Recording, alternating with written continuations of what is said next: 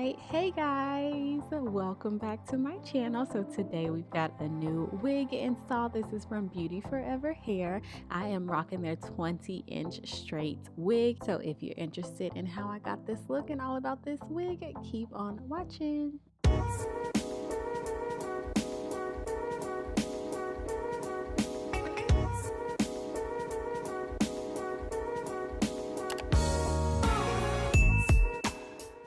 All right, y'all, so Beautyforever sent me this wig to give you guys a little review on it, so that's what I'm gonna do today. So this is their 20-inch straight wig. It is a 13x4 lace front and it's 180% density. So I'm just showing you the front of the wig because right off the bat, you guys, I knew this was not gonna fit, but we will get into that a bit later. So I've really been trying my best to learn the proper way to, pluck my wigs just to give them more of a natural effect. And that's going to be no different with this one. So starting off, I will say the only negative to this wig is that they did not give you a great hairline to even begin with, in my opinion. I say it definitely needs some plucking just to make it look a little bit more natural. And I will give you guys a side by side of how it looks without being plucked and then what I did with it. So that's what I'm doing here. I just pulled out those little baby hairs that they gave you right in the front, and then I'm just going to town. So I typically only go back about an inch whenever I am plucking the hair. And for some people, it's easy to do this technique here, which is just pull the hair forward and pluck. And then for some people, I think I do both. You can just pull it, backwards like I normally do. So this is about an inch. This is as far back as I'm gonna go as far as plucking. I like to go back an inch because I just think the flow is a lot better and it kind of gradually flows like into the rest of the hair.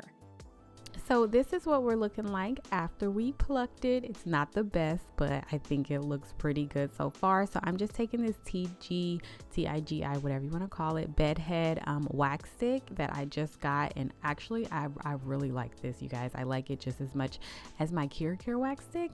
And I'm taking my hot comb and I'm going to town with this. So two things, just be careful not to like burn the hair and really damage the hair with the hot comb for one, but it really comes in handy when you are really trying to get it as flat as possible. I did this in my last install and it turned out amazing, and I was just like, light bulb. I think that is the absolute key to getting a really flat install is going to be this wax stick and my hot comb and really pressing on the mannequin head to really get it nice and flat. And so this is how we are looking, you guys, and that's the side that's not plucked. So I just wanted to give you guys a comparison to show that plucking a little bit of something is like better than nothing at all. So here I'm just going in again on this side and doing the same thing, adding the wax stick in between close to the roots and then just going over it and really pressing it with my hot comb as well. And don't forget to get the back with where the wefts are. I think that has made a huge difference in how it lays, and that's something that I really didn't do, which was focus on, of course, like that part and really pressing it down, and then getting the back like where the wefts come into play. I will also say that having this stand in this mannequin head changed like my whole install game as well, because I could never get it this flat while like trying to do it on myself. So yes, this was definitely needed, and I was definitely overdue for a new wig stand, and glad I got it. So that's how it's looking on the inside, you guys. Typical standard, inside combs and adjustable strap. So I did not realize this until I was actually editing, but I completely forgot to tint this lace, you guys, and that is like a major like step in my whole like wig install when installing my wigs, because my foundation that I use is like, it's my skin color, and this lace definitely needed to be tint, which is why like it still showed. Like when I was finished, I was like, wait a minute, you can still kind of see my lace, and I was like, oh well, but it's on. So don't forget to tint your lace. It's it's a very small step, but a crucial step, you guys. So here I'm just using the regular TG bed head spray that I've been using, and just, you know, going to town, applying it like I have been applying my wigs for quite a while now.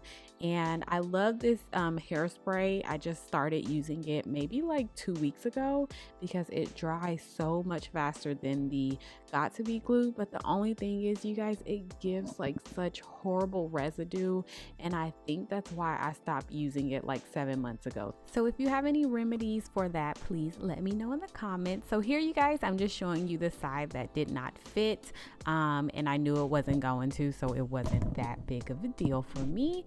And then next, I'm just gonna move on to my baby hair. I've been doing these pretty simple lately, trying to kind of get rid of that like middle swoop where you can, like, it screams I'm a wig that everyone does. Just trying to find my own style and find my own way that I feel comfortable and I feel that's most natural. So far I've been keeping it super simple, doing 2 little swoops on the side, laying my little sideburns a bit, and that's really it.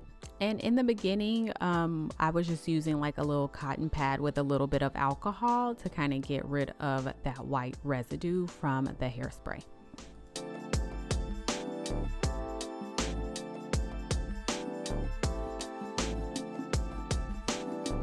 So if you wear wigs, or if you are new to my channel, then you have to make sure you have one of my most favorite products, which is the Design Essentials foaming compositions foaming wrap lotion.